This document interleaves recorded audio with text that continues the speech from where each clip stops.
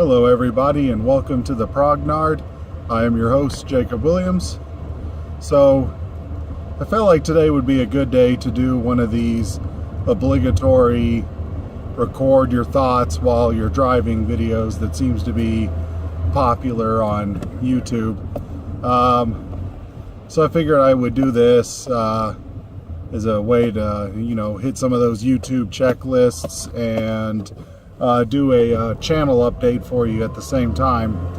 I'm going to apologize in advance if the steering wheel gets in front of the camera from time to time.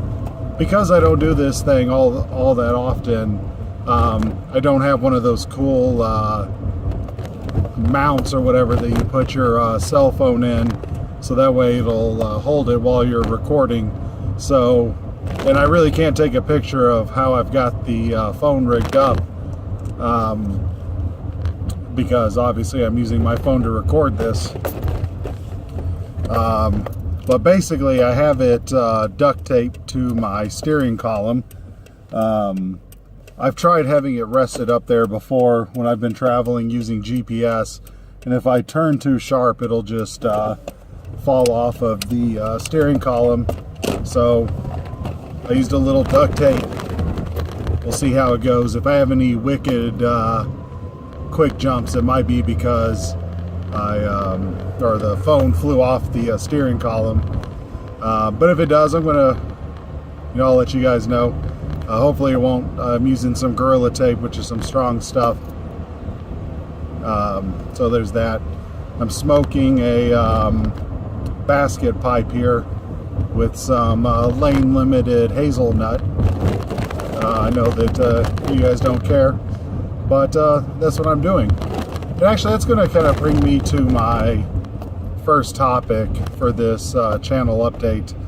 The last video that I uploaded was a unboxing video for the Borg expansion from Star Trek Ascendancy.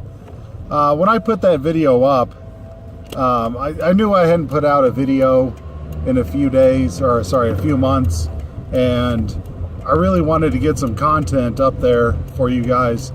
But one of the things that I started the channel with is that I just didn't want to do what everyone is doing, right? Like, there's so many board game YouTube channels that are doing unboxings, doing reviews, doing all this stuff that I just can't compete with, right? I don't buy games that often. I don't get free review copies and all this. So that's just a niche that I'll probably never be able to do. Now, I say most likely never to do it because if Tom Vassell, offered me a paying job, working with the Dice Tower Network, well, that might change. I would have access to his resources and things like that. But, until then, I'm stuck being able to deliver the content that I can.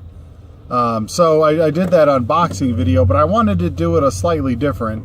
One of the things that I liked about my Holdomopoly video, which I don't even know why I've made, like only 50 people have watched it.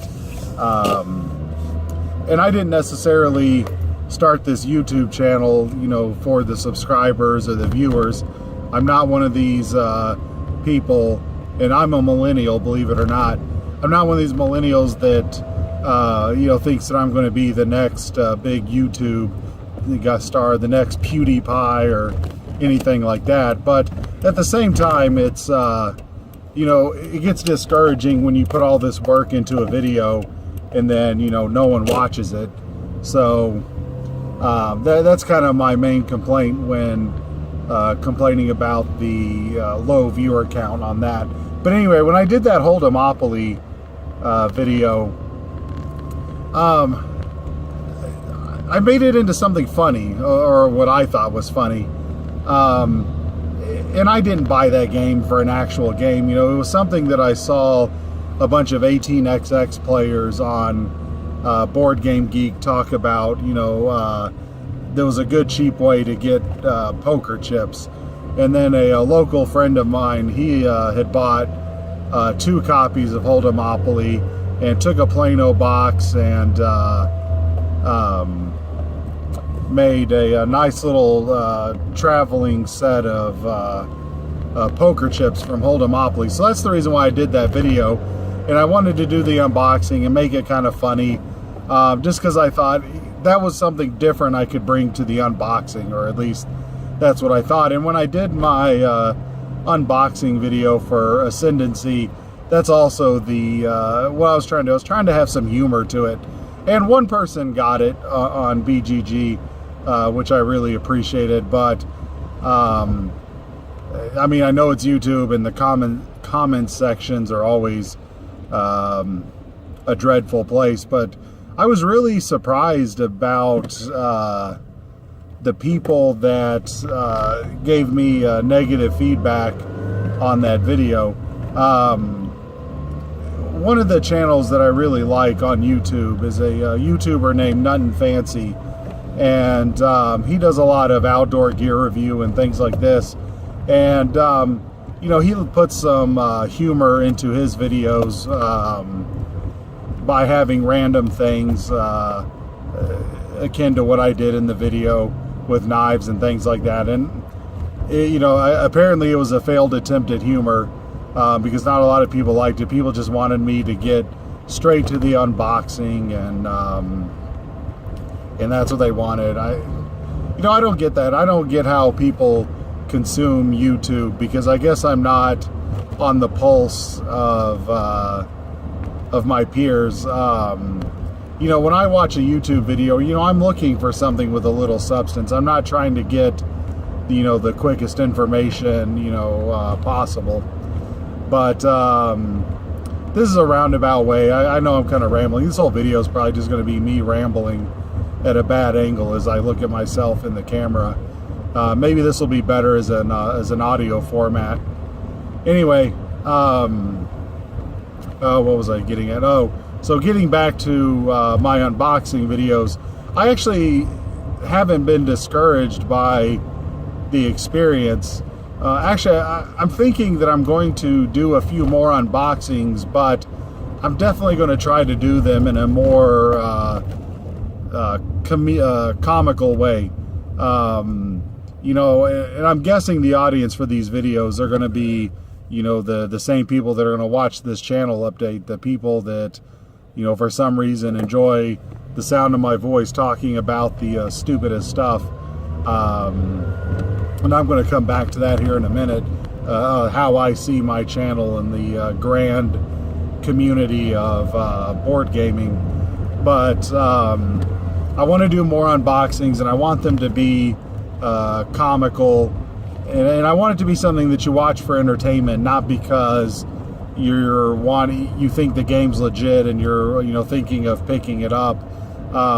Because like I said, there's too many other YouTubers doing that kind of content out there, and I just can't compete with that stuff. So I think that's about all I want to say on unboxings. One of the main reasons why I recorded this video is because I wanted to give an update on, you know, kind of with some of the videos in the pipeline. And I shouldn't even say videos, like I have one video that I'm working on, and that's I finally gotten around to doing the Rebel strategy guide for Star Wars Rebellion. And there's a few reasons why it's taken me so long to get to this video. The main reason is that I just didn't know how to approach it. With the Imperial strategy, it was so simple because, I mean, there's two established strategies that most people recognize, and it was easy to kind of do that. But playing as the Rebels is very tactical. Hold on one second, I gotta relight my pipe. I mean, if this is riveting YouTubing on Collindale's channel, this should be good enough for me, right? Playing as the Rebels is very tactical. Like, I can think of situations where I can give advice, but there's very little like actual this is the start of the game, this is the path I'm choosing kind of deals, these long-term strategies. So I just had a hard time coming up with how I was going to approach that strategy guide. But finally what I ended up doing is I thought a lot about the different tactics I use when playing Rebellion as the Rebels, and I wrote them down and went through all the mission cards, went through all the action cards, looked at all the heroes, or sorry, the leaders, and picked out the key components, just like I did in the Empire video. I'm about halfway through the prep process. I don't know if it's obvious, but I mean, the length of the videos is usually how long it takes me to record them, and I do very little editing because A, I don't really have the skills or the software, but B, man, I just don't have the time. I mean, between my podcast, Punisher Body Count, check that out, and then my job, being a family man, and any of the other dozen hobbies I have, I just don't have the time to make these super slick productions. So unless I free up, you're probably never going to see that on this channel. So this is getting back to the point. The thing that takes me the longest amount of time on videos is just the prep. I mean, coming up with the ideas and getting them put to paper, so that way I don't come on here rambling like an idiot like I did in that container video, which that was some of the feedback I got on that. So that's kind of what's been holding up the Rebel strategy guide, but kind of how these New Year's resolution things going. I want to spend more time on this channel and put out more content, for you guys.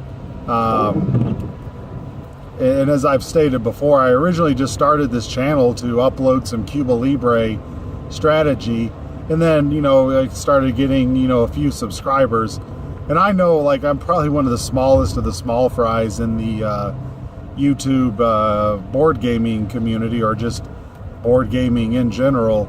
But, as I started getting subscribers and people were watching the videos, I mean, obviously not at Dice Tower levels or anything like that, I felt like there was a real niche not being served in the community, and that was media content for really in-depth discussions and strategy guides and things like this being put on video.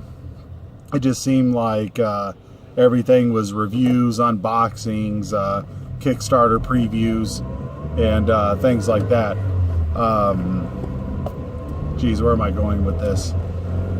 But, I wanted something, I wanted to make the videos that I wanted to watch, which is, I'm on my lunch break at work, and I really want to dive deep into something.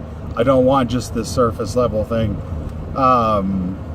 So that's the kind of content I want to make, and that's the kind of content I want to bring you all. I think it's just hard to provide that material, like, especially for strategy guides. Like, I really do want to do more strategy guides, but there's so few games in my collection that I've played enough to be able to come on here to film and say something intelligent about it.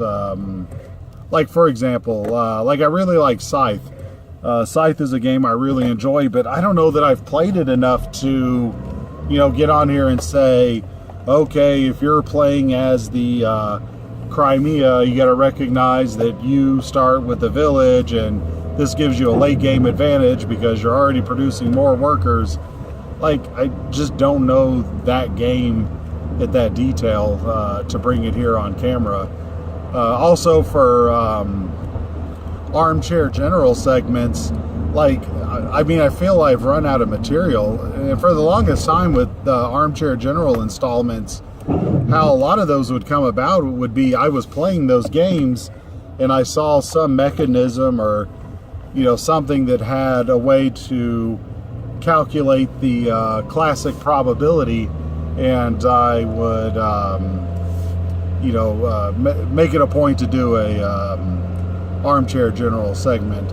So I want to do more of those strategy guides and more armchair generals. They just, I don't necessarily, or I'm not necessarily getting in the plays that I need to make that content. And let me take a minute to talk about armchair general segments. If any of you all ever wonder, what's the probability of this game mechanism or this event happening in a game, feel free to contact me either by email or in the comments or something, and submit it, and I can do my best to solve it for you and make a video on it. That would actually be a great help to me. And I realize I'm not doing very well with my pipe.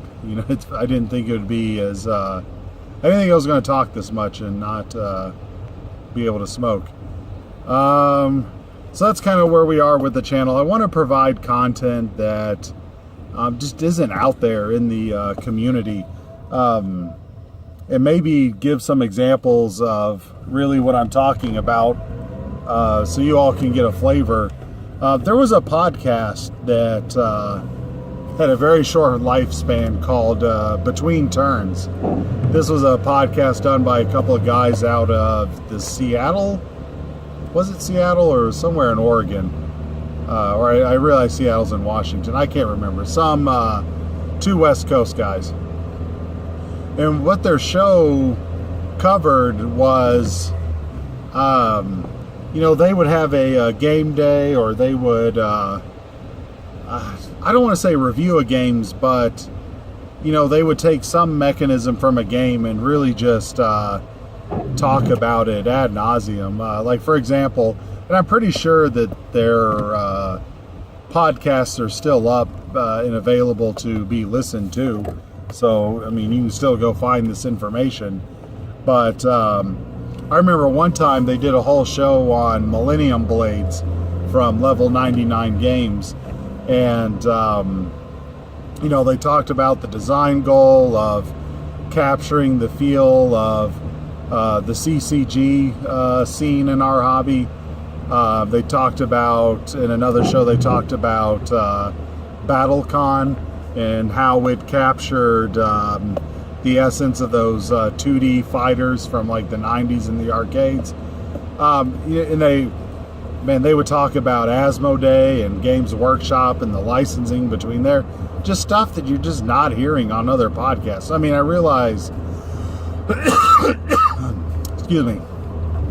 I realized that other podcasts, talked about the Asmodee buying up everything, or Games Workshop pulling their license from Fantasy Flight Games. I realized other people, mentioned it as like a news or an FYI, but these guys really went into, the politics of it, as they understood it. And it was very entertaining to listen to.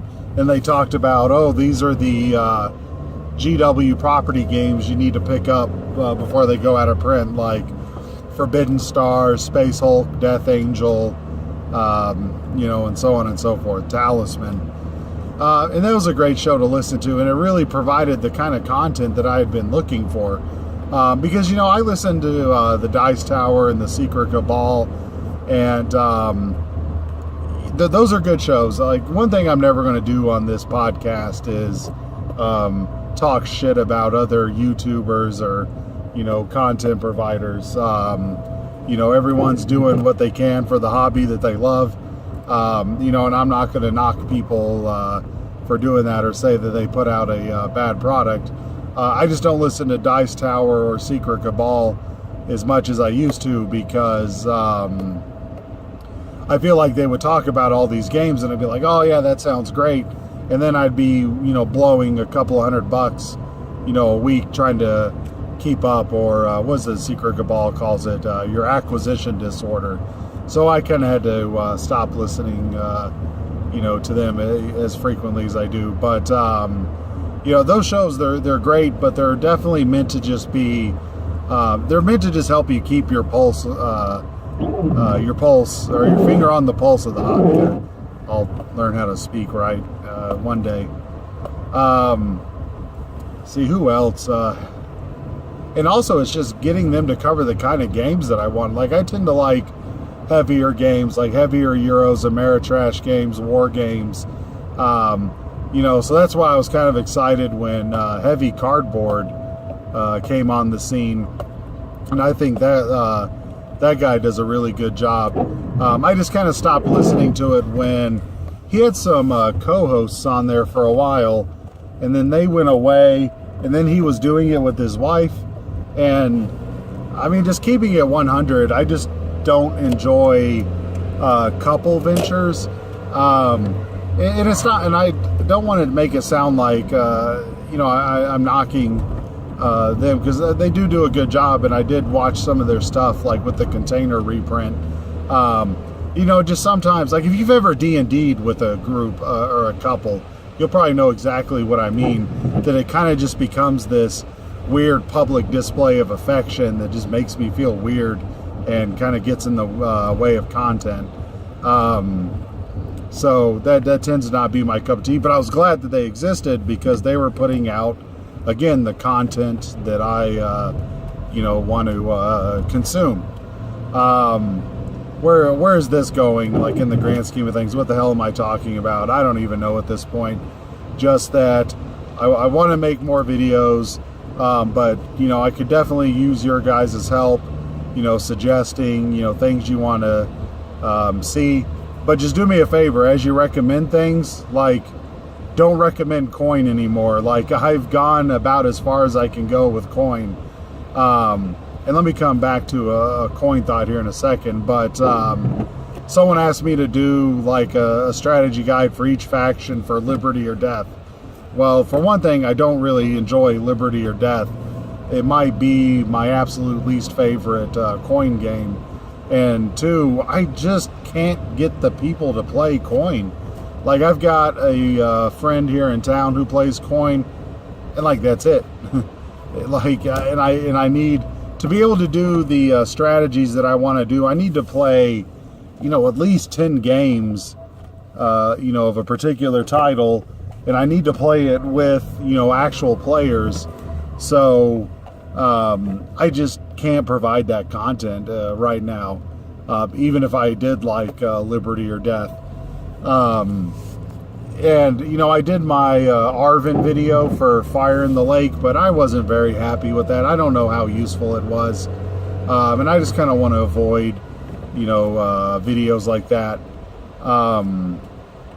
Let's see what else. That thing that I wanted to come back to with coin. Man, I really feel like coin has jumped the shark.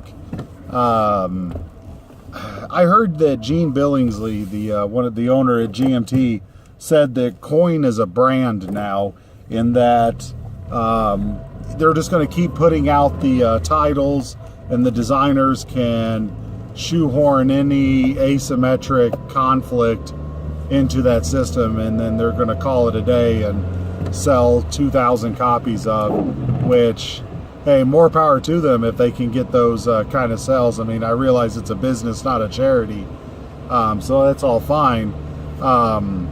It's just that I was really unhappy with Pendragon.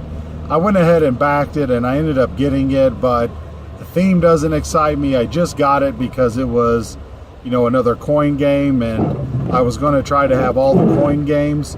But now it's just getting to the point where they're announcing all these coin games that I just have no interest in the conflict that they're depicting. And I really just like Volko's original vision for the series, which was modern counter-insurgent conflicts.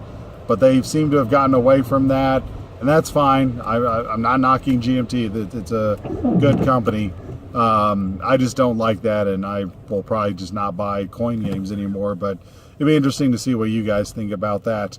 The last thing I want to talk about here, because I think I'm getting to the point where my phone's going to run out of RAM and cut the video off. And this goes along the lines of content creation.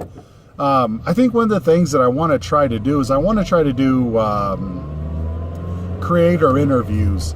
A while back, over the summer, I got to play a tabletop simulator game of Zaya with Cody Miller. And while I was playing the game with him, I was asking kind of a lot of fan questions, and getting some really interesting answers too. And I thought that would be a really good, or that would be some really good content to, put up here. The only issue that I'm seeing with that is I don't know how visual that format will be, because I don't know how to record the Skype video feed, and not all creators are going to have a laptop with a camera, or maybe they just don't want to be on camera, period. So I don't know how that's going to go as a visual medium. And from my experience doing my podcast, it's just really kind of hard to do that kind of audio anyway. So I don't know what the technical limitations on this are going to be, but I know I can do this from my podcast. I can definitely have a Skype call with someone and record it and put out that audio, and I can put some pictures in the background and things like that. But I don't know how that's going to go over, because YouTube is a visual medium, and I don't know how many people would want to listen to that. I'll even admit for myself that I've seen videos where they do something like that, and I don't know, sometimes I like it, sometimes I don't, so we'll see how this goes. But I was thinking of contacting Cody Miller again, and he's the creator of Zaya, Legends of a Drift System, and seeing if he would want to be interviewed by me, and we could see how that goes. I think that that could be some interesting material for the channel. And to be clear, I want these to be like really interesting interviews, right? Like, I don't want it to just be oh, you made this game, what was it like peddling it at Gen Con? Like, you can kind of get that anywhere. The kind of stuff that I'm talking about, like with Cody specifically, is I want to talk to him about where did you get your ideas for Zaya, and how much have you thought about the backstory? You got this Tigress gate that has this lore and fluff to it. What made you think of that? How do you imagine this working? Can you tell me any ideas about the conflict that led to that gate being destroyed? That's the kind of stuff I want to get into. And I also want to talk to the co-designer of the Zaya expansion, Ira Fay. And I think that could be interesting, because he's a mathematics guy, and he works as a professor at some university, if I recall correctly. But, man, it'd be great to talk to him and talk to him about, what kind of regression testing do you do on a board game? I think that that content would be really good. Though I guess I would have to be careful on that, because like the Jeff Inglewood or Inglestein, I don't know, one of the guys that does a segment on the Dice Tower podcast, where was it the Game Tech segment? Sometimes that can be kind of eyes roll into the back of your head kind of content, so I'd have to be careful. But those are some of the things I'm thinking for the channel. And let me give a brief recap. Look forward to more comedy unboxings, and hopefully that content will just be for you guys. But actually, let me do this. If you're completely uninterested in comedy unboxings, just let me know in the comments or via email. So I want to do more comedy unboxings. I do want to do more strategy and armchair general segments, but the strategy stuff, I'll try to get to it as I can. For the armchair general, please hit me up with questions and stuff that you want answered. And then creator interviews, let me know if you want me to talk to some board game designers, and we'll see what we can do from there. One last thing, I want to give a shout out to the... I should have looked up her name before coming on here. I want to say it was Diane. I want to give a shout out to Diane. Since I've been on air, she is the only person to have ever emailed me, which is great. It was exciting finally getting a real email from a listener. And then if you guys haven't checked it out, check out Western Legends on Kickstarter. This is going to be a Wild West sandbox kind of game that someone here locally is trying to get published from Colossal Games. It looks really cool. I'm backing it, and I think it's a project worth talking about. I'm not getting any money or anything really for telling you all about it, but definitely check it out. And I guess that's about all I have to say. I've pulled up at my house, I don't know, like 2 minutes ago. But thanks for being subscribers. Thanks for watching my dumb videos, and we'll see you next time.